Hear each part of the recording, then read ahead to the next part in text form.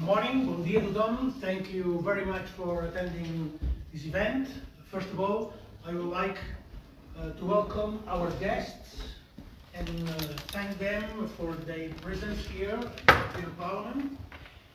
I would like especially thank Mr. Benny Wenda, who has been fighting for freedom of his people and nation, West Papua, for all his entire life. He has paid dearly, being both a political prisoner and exiled, and we are especially honored to have him here today. I also want to welcome Mr. Alex Sobel, the chair of the International Parliamentarians for West Papua, who will participate, will also take the floor in this event.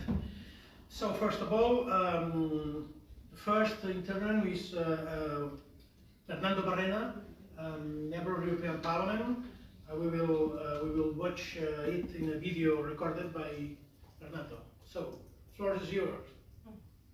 Dear friends, I would have liked to attend today's launch, but it has not been possible. I would like to take part with this video address. The cost of West Papua is one of the clearest examples of unfinished decolonization and of the need for the international community to recognize the right to self-determination as a tool to overcome conflicts, empower people, and deliver democracy.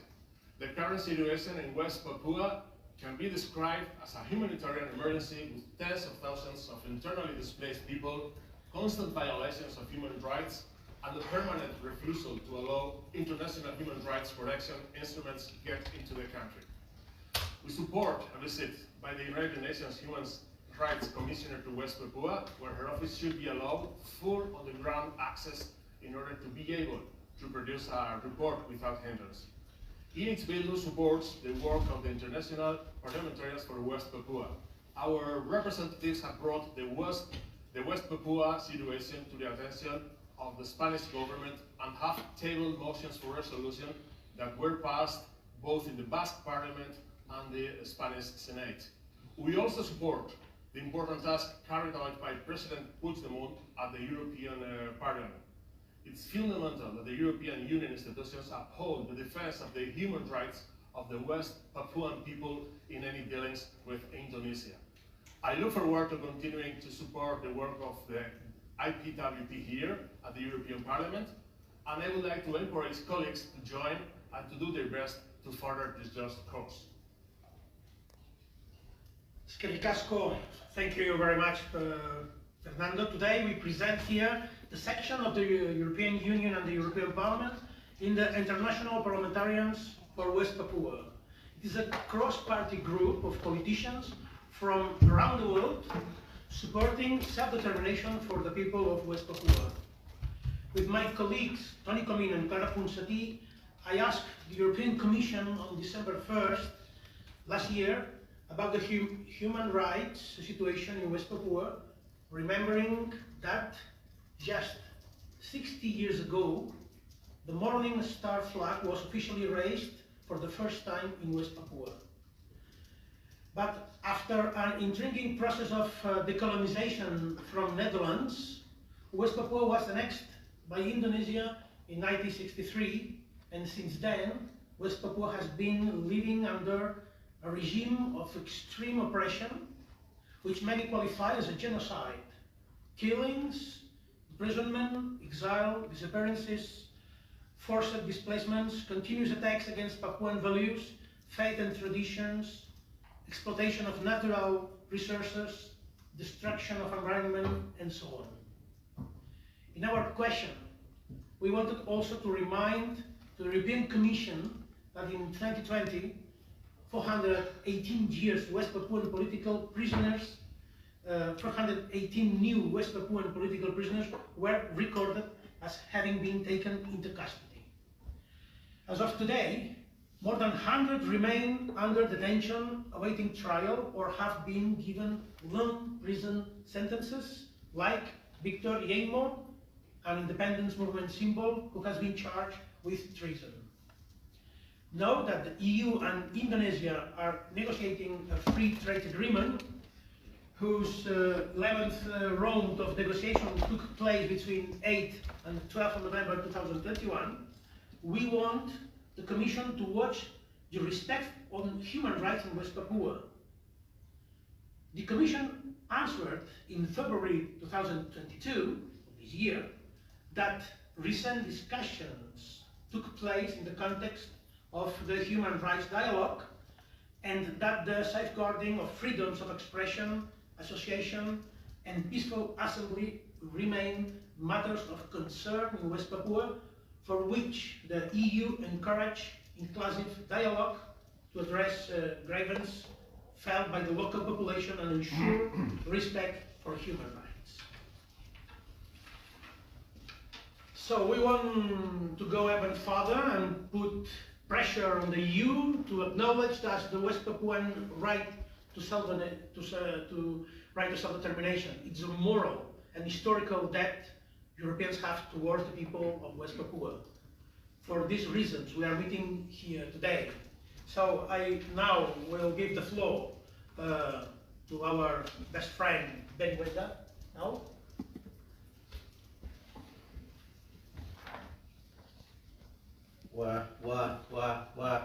Firstly, I would like to welcome all the guests with my language, as I stated. Your Excellency, ladies and gentlemen, viewer, today I'm great honor to be here. Firstly, on behalf of the provincial government and people of West Papua, I would like to thank you, President Charles Puigdemont, MEP, Fernando Barra, MEP, and Alex Obel, MP, for hosting this event. The official launch of the EU branch of International Parliamentarian for West Papua. I would also like to thank you to European Commission for calling Indonesia to allow UN High Commissioner into West Papua.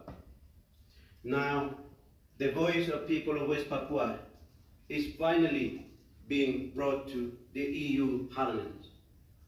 This is the historic moment for my people, and this event is being watched live all across the world and West Papua. The provincial governments, judicative, legislative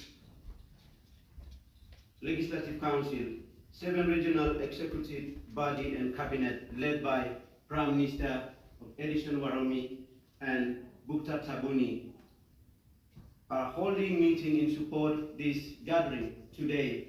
Maibarat, Lapago, Mepago, Ahani, Domberai, Bomberai, Mamta. People are supporting this meeting and they are watching live from West Papua. All those years we've been screaming outside over the street, but today we here entering those buildings representing our people. This is the time for European Union to listen to our story, our cry, our demand for self-determination. Our right to self-determination has been denied to us for nearly 60 years. All the time the EU has only listened to the one side of story. Indonesia has been telling you lies about what is happening. They say they have developed West Papua, that they uphold human rights. In 2021, the Indonesian government pursued the EU to support 4.7 million EU to fund Indonesia to support special autonomy. Special autonomy in West Papua, 20 years later, we can't see the result. The people of West Papua are becoming marginalized minority on their own land. In the last 5 years alone, 660,000 to 100,000 Papuan civilians have been displaced in Tanjaya, Puncak Jaya, Maibarat, Oksibil, mainly women and children. Indonesia targeting the killing of the children. The United Nations already stated that Indonesia killing the children. 400 people died in this place last 5 years. Over 25,000 troops as verified by United Nations. 2 days ago, there are demonstrations across West Papua rejecting special autonomy and the partition of our province. Several leaders have been arrested, including Jeffrey Wenda, Honest Suhunia, and other members of the KNPB, Alliance of Papua Students. They were just peacefully marching. There is no freedom of expression in Papua today. In 2019, my people were subjected to racism slur just because we are black. Called monkey and dog, told go home. Hundreds of thousands of people rise up and reject the racism. Discrimination still exists in this 21st century in West Papua. To declare that we are human too, we will not bow down the Indonesian colonizer anymore. When we see what happening in people of Ukraine are suffering under the Russian invasions, we have sympathy with them. We've been experienced this for 6 decades. Europe has not seen war for many years. Now war is coming to Europe. But now the people of Europe and the entire world can see what my people have been through. Suffering in West Papua every day. This is why it's more urgent than ever for the EU to show solidarity with my people, to end all European funding for the illegal Indonesian occupation. Firstly, we demand the EU stop funding and supporting continuum of special autonomy and further partition of West Papua 5 provinces. EU funds for Indonesia are not bringing development to our land, but are helping to bring destruction, displacement, killing, deforestation, destroying our livelihood. Indonesia misused the EU fund to help its military kill my people. Just like in East Timor 20 years ago, when European countries and big power fund the Indonesia occupation there, the exact same thing is happening in West Papua now. Indonesia is working with multinational corporations, destroying our environment. But we are offering the world the solution. We are not only fighting for the political independence, but we want to protect our environment, our mountain, our forest. That's why we launched the Green State Vision COP26 in Glasgow last year. We promised to the world that this is the Green State Vision is important for the sake of the humanity. Secondly, we want to demand the all EU investment in West Papua must suspend until Indonesia allow the UN High Commissioner for Human Rights into territory. 79 states in Organization of Africa, Caribbean, Pacific states have already called for Indonesia to allow the High Commissioner in. 18 states in the Pacific Island Forum have supported the call, as has Netherlands, Germany, the UK and Spain. The EU Commission support the visit, but the EU continue to invest in the illegal occupation territory in middle of the genocide. Indonesia genocide, 500,000 men, women has been killed since Indonesia illegally occupied 1963. We are ready to engage with Indonesia. I'm ready to meet with the Indonesian president. I reiterate my call from 2019 for President Widodo engage with me to find the peaceful solution to the issue, good for my people and good for the Indonesian people, good for the entire world. This must be solved through the international mechanism, a mediate referendum on independence.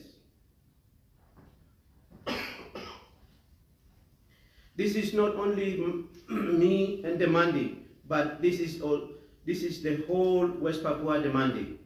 The West Papua Council of the Churches, representing 4 major Christian denominations in West Papua, support those demands. Their congregation are being displaced. Their churches, they burned. Their pastor been killed. Last few years, 7 pastors were killed. They know that the EU supporting the bloodshed in our lands. In West Papua Council, an NGO group, all the organizations, including relatively provincial governments, are calling for all political prisoners to be immediately released, including Victor Jaimo, spokesperson of KNPB, and 8 students were arrested December last year, should be released. Our people unite in the struggle of independence continue. Despite Indonesia's endless attempt to divide and rule us, we will continue to travel our long road to independence until we finally arrive at our destiny. The EU Parliament and government must stand on this right side of history. Stand with us on the side of justice and freedom and democracy and self-determination. I thank you. Thank you very much. Now the floor is yours, Alex. No. That's okay. Yeah, I think so. Oh, we will watch some video. Okay. Boleh bergerak?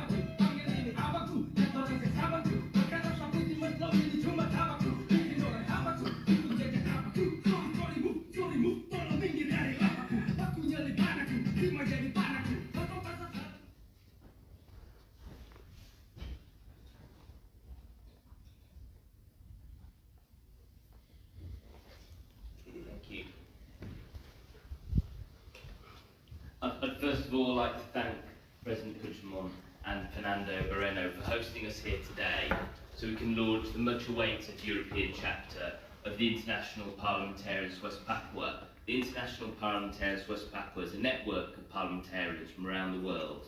The IPWP also has individual chapters in parliaments including the UK, New Zealand and Spain. We have a network of vice chairs including ones from the Pacific, Iberia, Southern Europe, Africa, Scandinavia and of course President Puigdemont here. here in the European Parliament. Recent IPWP work has focused on human rights in West Papua. As you heard from Benny and just see in the video, the human rights situation in West Papua is deteriorating rapidly. And no external mission of any sort has been to West Papua since the World Council of Churches in February 2019. The IPWP has been increasing international pressure for a visit which was agreed by the United Nations Human Rights Council and Indonesia. But Indonesia has come up with very different bureaucratic reasons to continue to delay the visit of the UNHRC to West Papua. So we have raised questions and motions in various parliaments. And I would like to thank again Carlos Puigdemont for raising questions here to the Vice President and High Representative of the European Union for Foreign Affairs Security Policy, Josep Borrell. Seems a bit of echo. Where the Vice President Borrell stated the EU encourages Indonesia to allow the UN High Commissioner for Human Rights to visit West Papua and has urged Indonesia to extend standing invitations to all special rapporteurs and mandate holders.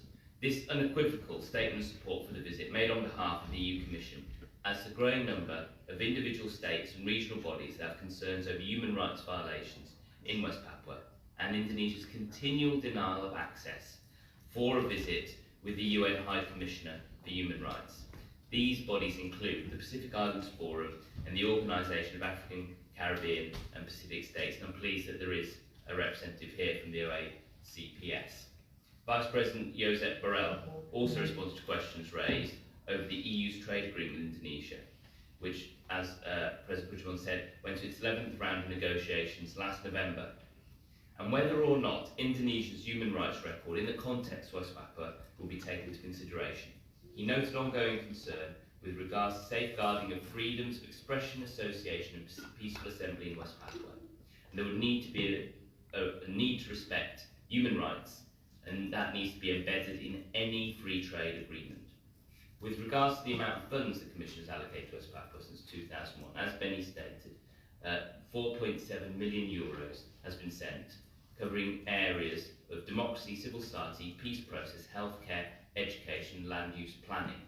As we've just seen in the video, those funds may well have been used for suppression of exactly those things, peaceful right assembly, which you just saw being suppressed by the Indonesian police and military. Borrell also stated that the EU spent 112 million euros funding projects in Indonesia related to climate change, deforestation, education, health and human rights, which include operations West Papua. And we know that actually the opposite of all those activities has been happening in West Papua, so we need to further look at how those EU funds have been spent. The EU itself has recently adopted a new business and human rights framework which outlines mandatory human rights and environmental due diligence with regards to how funds are spent. In the case of West Papua, this raises questions on how this money has been spent by Indonesia and the obligations the EU has in providing them. The EU should not fund the Indonesian occupation and extraction of wealth from West Papua. The role of the EU here in the European Parliament is to raise questions and ensure that the Parliament's voice is heard at the Commission, and also the EU's voice is heard at the UN in Geneva and New York. That no trade agreement is signed with Indonesia that continues the deforestation of West Papua, that facilitates human rights violations. Today, the best hope to pressure Indonesia to improve the human rights situation rests right here in the European Parliament and in the Commission. We have seen action in individual European parliaments as well. We had the landmark intervention in the Dutch Parliament calling for the UN Human Rights Commission to visit West Papua, which was followed by comments made last year by the Dutch Foreign Affairs Minister Hoekstra, who stated that it is important to have such a visit by the High Commissioner as soon as possible, and the historic role of the Netherlands is particularly important in the context of West Papua. On March 18, 2021, the Foreign Affairs Committee of the Spanish Senate also passed a motion calling on the Spanish government to express its concern about the human rights situation in West Papua and urging the government to also back the High Commissioner visit.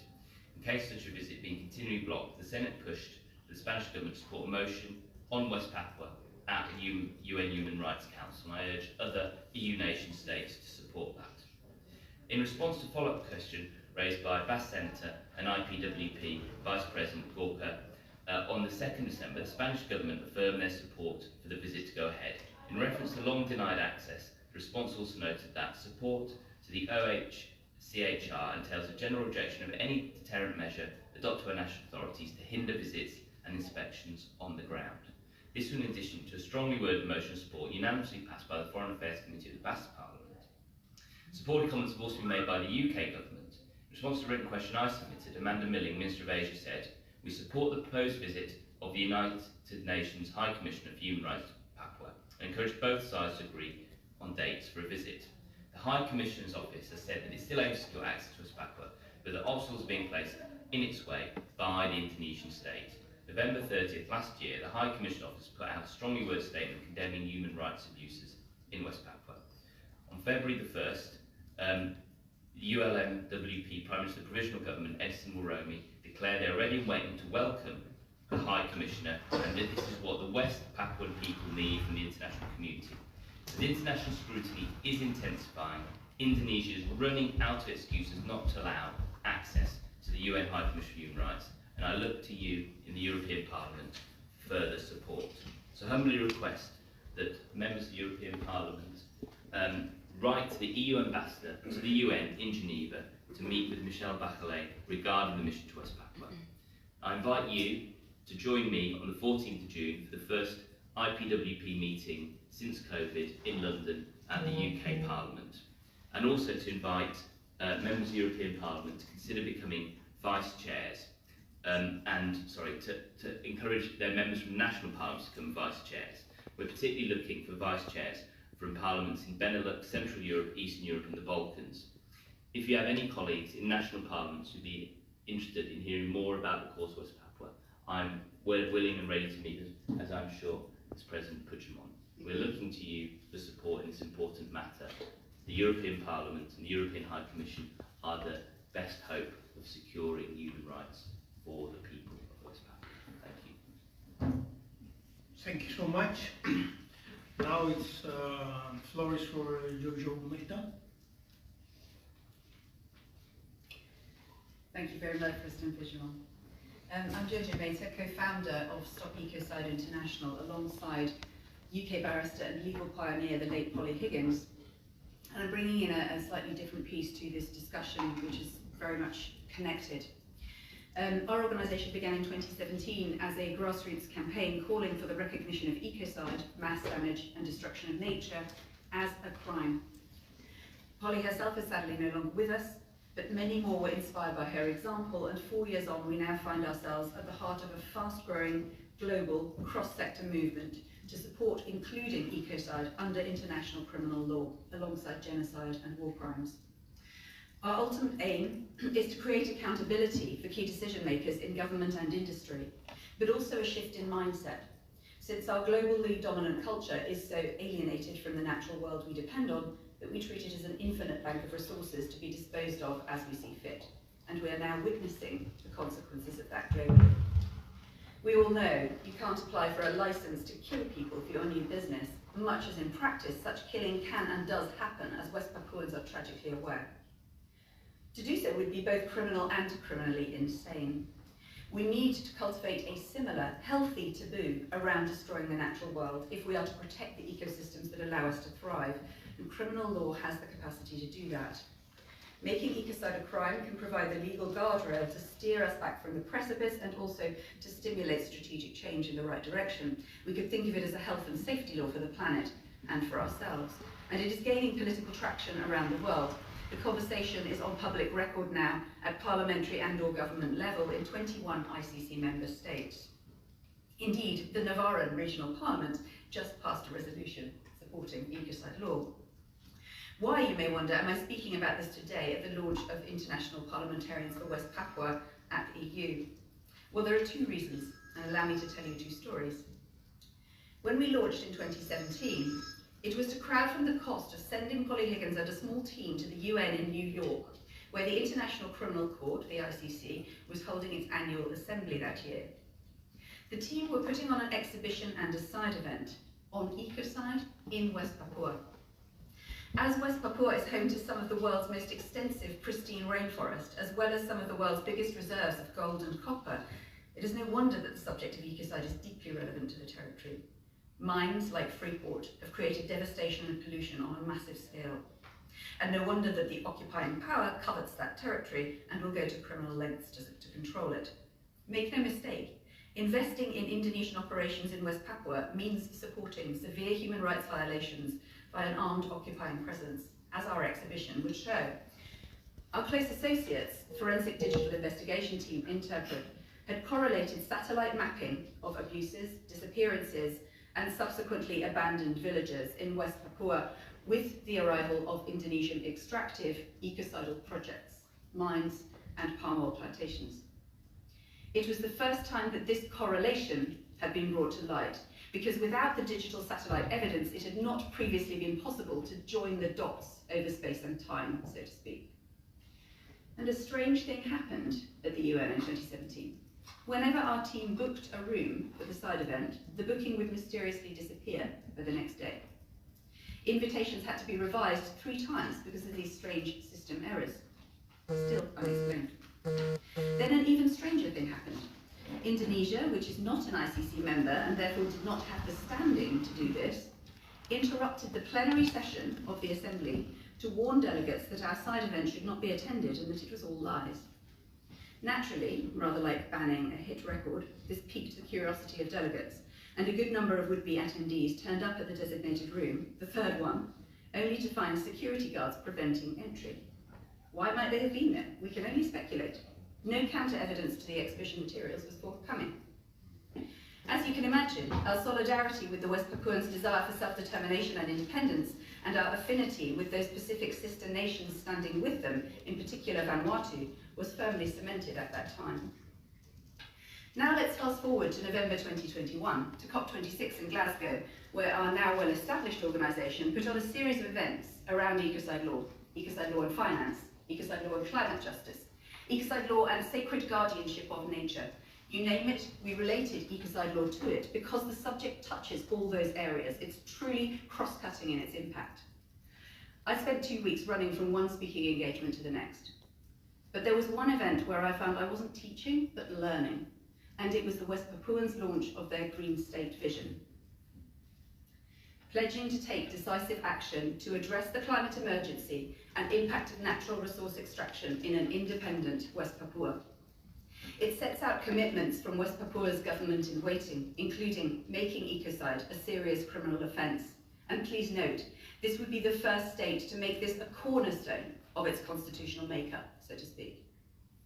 Restoring guardianship of natural resources to indigenous authorities, combining Western democratic norms with local Papuan systems. Serving notice on all extraction companies, including oil, gas, mining, logging and palm oil, requiring them to adhere to international environmental standards or cease operations.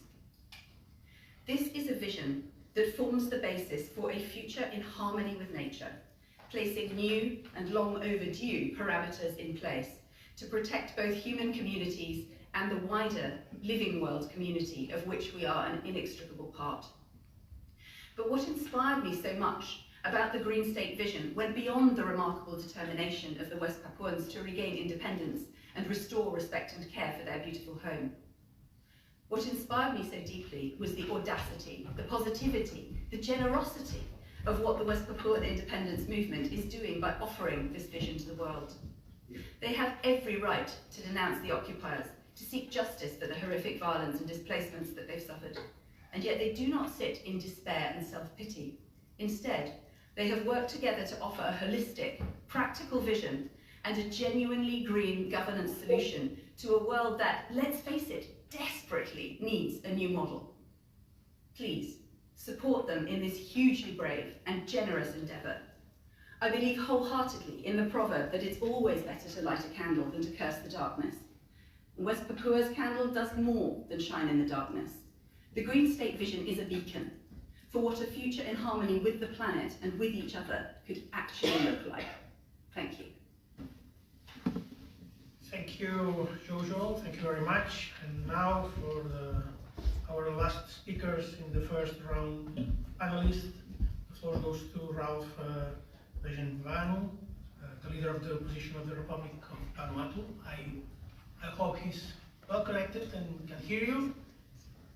So the floor is yours, Ralph. Good morning. Can you hear me? Yeah. Yes, okay. Well, it's good evening from Vanuatu, on the other side of the world. In fact, I'm very honored to be invited to be part of this presentation. I'm the leader of the opposition in Vanuatu. Previously, I was the Foreign Minister up until 2020. For the Pacific Islands, West Papua is a long, outstanding issue, and it's a big stain on our region at present. The Pacific Islands region, made up of about 20-something independent states and territories, is probably the last frontier for decolonization in the world. We have a number of non-self-governing territories that are not yet independent. New Caledonia and French Polynesia, for example, are on the United Nations decolonization list. There is a process of decolonization that is unfolding under the supervision of the United Nations. We also have Bougainville, which is a province of Papua New Guinea, which is now had a referendum last year in favour of independence and is now going through a process with the government of Papua New Guinea towards independence. We have, of course, the numerous US cross territories in the region. And then, of course, we have West Papua. And the difference with West Papua is that it is a black hole in terms of exposure. Not only is the UN Human Rights Commissioner not allowed in, but perhaps equally importantly, international media is banned from the territory. And that's important to note because, you know, when we have the war in Ukraine, for example, the international media is there to expose the human rights violations going on, whereas in West Papua, all international media is banned. And the footage you saw in the video earlier is Facebook, people filming with their phones and posting on Facebook. It's the only way information can get out about human rights abuses that are happening there. So the international media ban, as well as a ban on independent assessments of human rights situation there. What we do know is that what has been happening over the last 60 years of colonization by Indonesia amounts to what can be technically and legally termed genocide. We also know that there's mass deforestation happening, and Jojo just talked about that. It's equivalent of large-scale destruction of one of the last remaining lungs of the earth. So in the Pacific Islands, we have been becoming independent very late. For example, my country became independent in 1980. Papua New Guinea, 1975. Solomon Islands, 1979. So quite late is compared to the other regions of the world. The Pacific Islands Forum has consistently raised the issue of West Papua. What happened in 2018, there was a new step taken where the Pacific Islands Forum asked for a visit of the UN Human Rights Commissioner. And the reason for that was human rights violations will continue to be raised and Indonesia continued to deny that they were happening. And so there needed to be an independent assessment on the ground. And this is what was called for. And this call, as Alex has pointed out earlier, has now been picked up as well and made by the Organization of the African, Caribbean, Pacific, the ACP. So now we have almost 90 states in the world, if you take the Caribbean, the Pacific, and Africa, all calling upon this visit to the Human Rights Commission to happen. In that period, since 2018, since these calls were made, the human rights violations have escalated. The ante is being upped by the fact of this increasing international scrutiny of the situation there. And this is why we're calling upon all states, and particularly the European Union, considering that the former colonizer of the territory is from the European Union. It's important that the European Union also steps up and makes this call and puts the pressure on the Indonesians to address the human rights situation, but also allow for an act of self-determination by the people. This is an historical right of all people, and for example, Vanuatu, we have enjoyed that historical right with our 1979 election, which paved the way for independence. All other countries, all other former colonies in the Pacific and elsewhere have also been able to engage in an act of determination where the people choose their future. This is a historical right and an inalienable right that is denied to people of West Papua to this day. All is now beginning to recognize this, that self-determination is an inalienable human right, and it needs to happen in West Papua as it's happened elsewhere. As I mentioned earlier, the intensification of human rights abuses. Sorry. Richard, can you hear me? Please, could you turn off your microphone, please?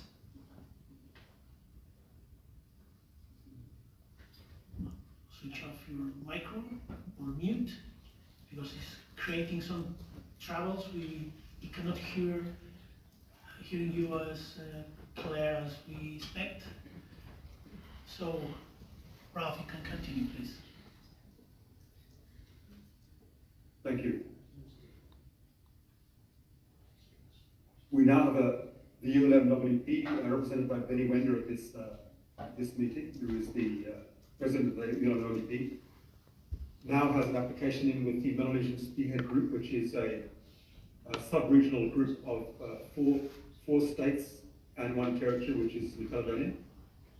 And we expect that this application will be heard soon, and the ULMWP will finally have official standing as a representative of the people of West Papua, recognized by the Melanesian states, and therefore by the Pacific Islands Forum, and hopefully therefore by the United Nations.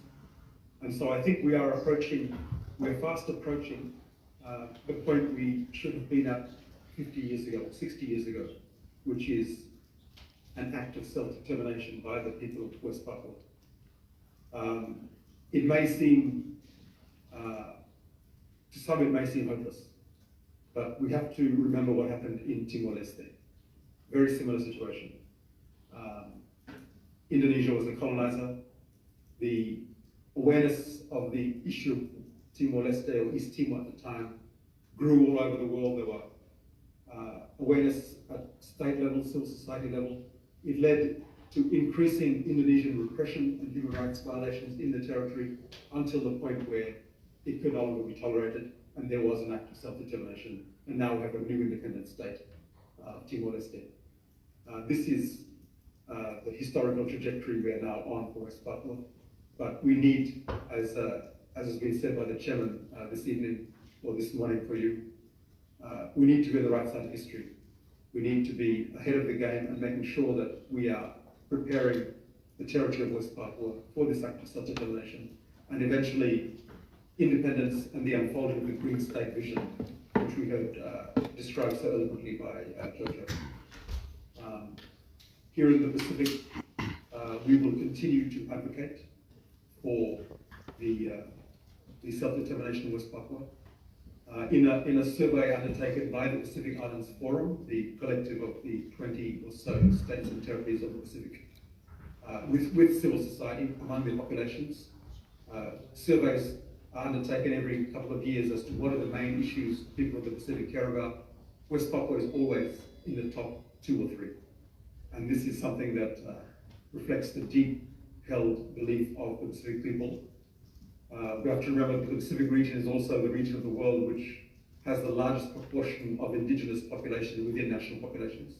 For example, in Vanuatu, I would say over 90% of people are indigenous, same in Papua New Guinea, same in Solomon, same in Fiji. Now, Fiji is a different case with the Indian transmigrants. But most of the Pacific Island states have a predominantly indigenous population, And this is the link we feel with West Papua, which is the same.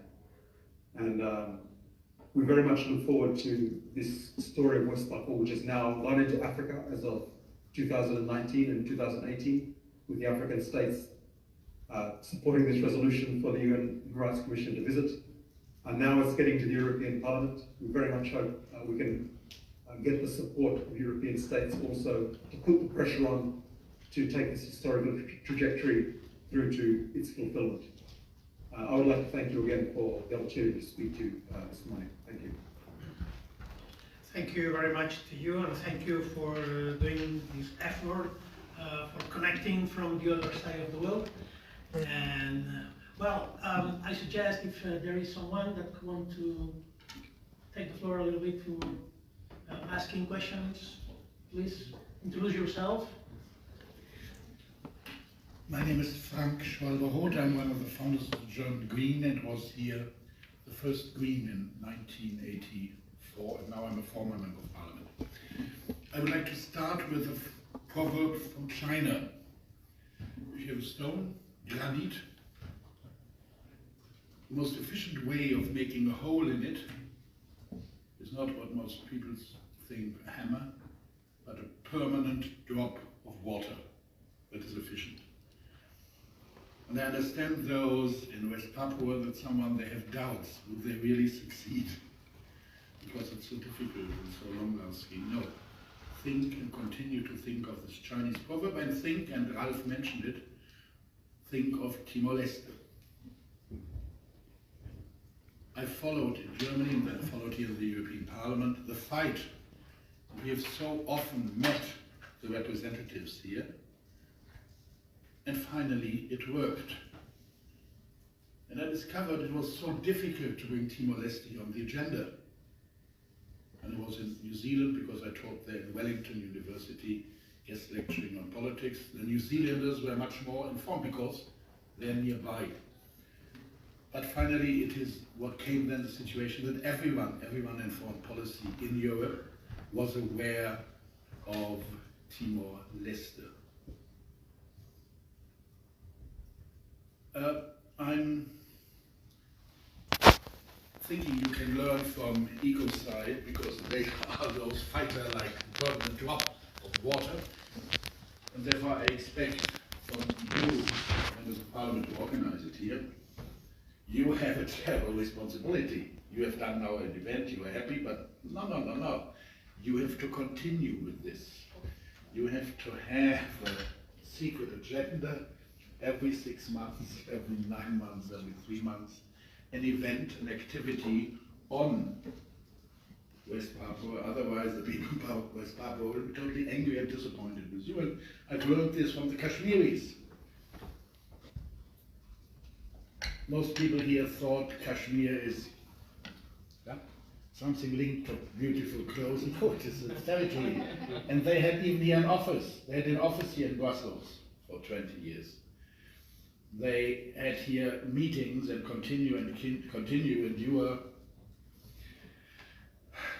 wonderful president from Catalonia are involved in their fight as well. I made a test. You sent me the invitation for this event, and I spoke to 14 people of this event. And 2 already had heard of West Papua. It's terrible. And then I convinced six of them to come here. And I think the situation is the whole in Brussels and in the EU and among the political decision makers. They are not aware of what is happening here. They are not aware what the Indonesian put on pressure, ecocide, refusal for UN people to enter. But on the other hand, your situation is better than the situation of those in Bougainville, another territory which is fighting for independence not so far away from you. And I think, to finish, you should use that you're exotic. A lot of people have never heard of you. That means there is a natural curiosity among politicians, political leaders, public, civil society, media, And you have used this positively by coming permanently. And then it's not necessary that you are coming so high ranking like this time with so many people, 1 or 2, that is enough.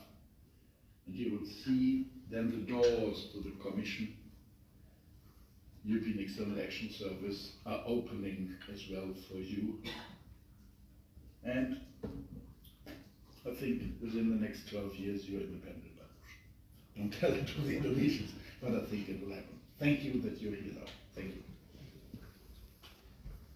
Thank you, Frank. It's obvious there is, according to the all interveners or speakers, there is a lot of work to be done. We have some tools to do it. We start to do it, in fact, and we are very committed to help the West Papua people to protect their fundamental rights. So is someone who wants to add something else? Well, Carlos, just, yeah. But please, I have a request for the key speakers. I promised my people who came here with the 6 that I would make a photo of them with you, and they promised me they would put it on Facebook. Okay.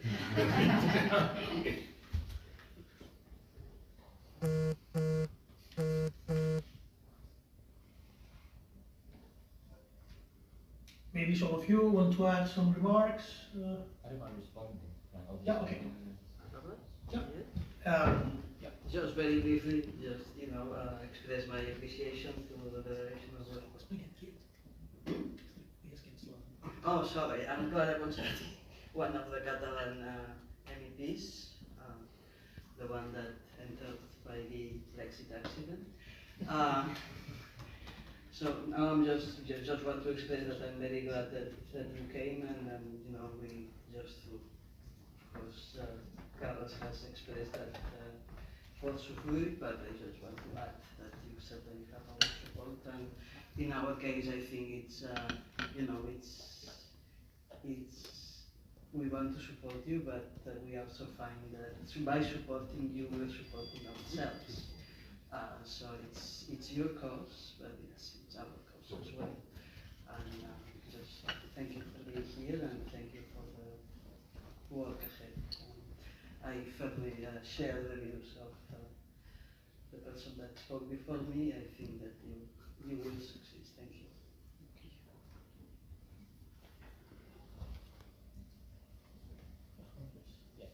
I think, first of all, I'd like to thank Frank for his comments, and maybe, as UK parliamentarian, there may be since January 2020 slightly less reason for UK parliamentarians to come here to the European Parliament in Brussels, but this is my second visit in a month, and I'll be coming as many times as needed to push the cause of the West Papuan people here. And the reason, I think it's really important to restate why it's so important, why actually today the most important place for the West Papuan people isn't Washington DC or Beijing or Moscow or even Canberra. Canberra's traditionally very important, or London. It's Brussels, and that is because of the EU-Indonesia trade negotiations which are currently taking place. We have this twin track where we're talking about human rights and self-determination. Now, we've added the third track around ecology and the environment through the Green State Vision. But actually, the leverage that exists in the Indonesian government is through trade. And it's not acceptable now anymore for trade to be seen without the aspects of the environment, of human rights, and where people require self-determination to give them the right to free self-determination. And that's why here, this place, the European Parliament, the Commission, is so important. And I was very technical in my speech, but the Vice President of the Commission has made very good noises, but it's up to MEPs, up to the Parliament, to turn those noises into real concrete actions. And that's why it's simple, and that's why we're here today, to launch the chapter of the IPWP in the European Parliament. And I'm really pleased, Ralph in particular spoke about Timor-Leste. I met with the ambassador to London, the new ambassador to Timor-Leste. It's always a pleasure to meet ambassadors from small countries. You get to talk about interesting things like how can they find a flat in London, because it's difficult, and placing us, I'm sure Brussels is the same. Whereas, you know, if you're talking to the ambassador for very well established countries, they don't have those sort of questions. So it's always interesting for those human contacts, but also to talk about the history, the track they took in the current relationship. And the most important thing actually I took away from my conversation with the ambassador from Timor-Leste is that relations with Indonesia now are much better. And that's because the settled will of the people of Timor-Leste is enacted. They have good trade relations. The human rights issues do not exist as they did before. And that same relationship can exist in West Papua, rather than being a sword inside the Indonesian government. I'm saying this directly to them. And they can, instead of having the relations they have now and being an international pariah, they can move beyond that and allow the people of West Papua those human rights and that self-determination.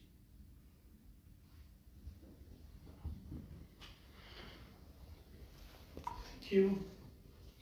So it's, I think it's clear that this house is your house, and we are expecting you again as a full members one day of the European Union, more enlarged, also to the west of Europe, not only in the west but also to the east.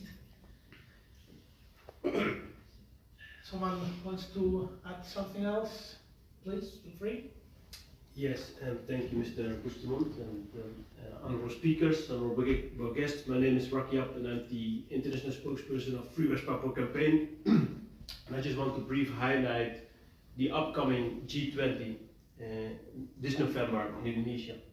We all have clear in mind what is happening in the east of Europe, the situation in Ukraine, and I want all of us here, including those who are looking from home, to imagine if the entire world, the global north, the west, would support the Russian side, in this case, training the military, supporting the Russian government while they're committing the operation in Ukraine. Can you imagine that? That would be worse, right? But that is exactly what is happening today in West Papua. The US, European countries, Australia supporting and training indigenous Indonesian military so they can oppress the indigenous people of West Papua. Exploiting our resources, the world's largest gold mine, the world's largest tropical island. Because the blindness of the world in such a frontline area, that's how the climate crisis could occur. And that's why we've launched a Greek state vision. So I hope the people will, and especially those who are living in the countries of the G20, will hold the governments accountable for the reason how they are acting in a good way, supporting the people of Ukraine, not forgetting the people of West Papua when they are visiting, the respective government are visiting Indonesia in November this year for the G20. Thank you.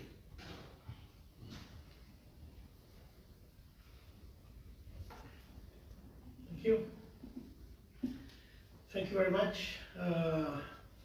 One of our goals is to convince other MEPs to join our efforts in order to put pressure on the Commission, on the Member States, to highlight this issue, because it's not a local or a domestic one, which is one of the main answers if you ask big powers. No, it's a global one. That's a fact that concerns our world and our way of life. And for this reason, it's also a European matter. It's also a matter of this House, the European Parliament, and it's a matter that concerns the European Commission efforts. So I was very happy to read the answer from Josep Borrell.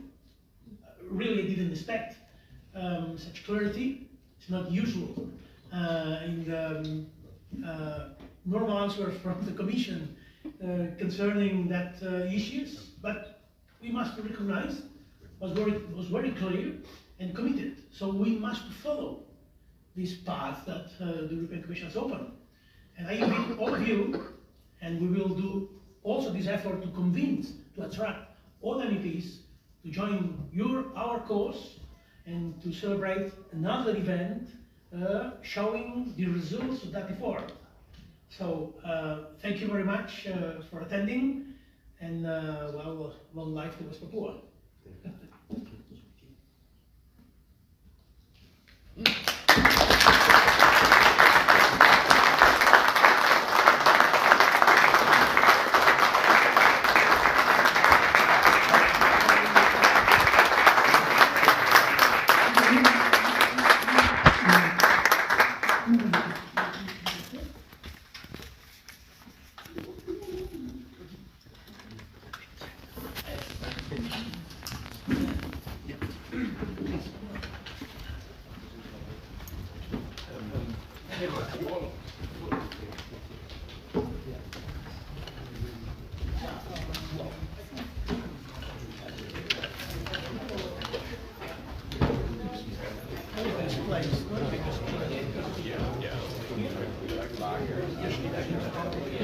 Oh, leave it.